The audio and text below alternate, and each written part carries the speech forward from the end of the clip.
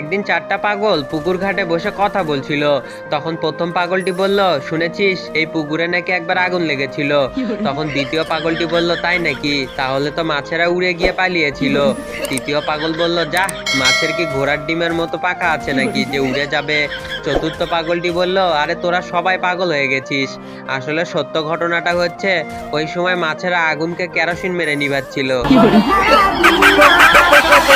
আপনি কি জানেন, একদিন আমি টয়লেটে যাই, তখন আমার গার্লফ্রেন্ড আমাকে জিজ্ঞেস করে, জান, যদি জেগে থাকো তাহলে ভাবনা দিও, যদি ঘুমিয়ে যাও তাহলে স্বপ্ন দিও, যদি কাঁদতে থাকো তাহলে চোখের জল দিও। তখন আমি বললাম, আমি তো টয়লেটে আছি, তাহলে এখন আমি তোমাকে কি দিব?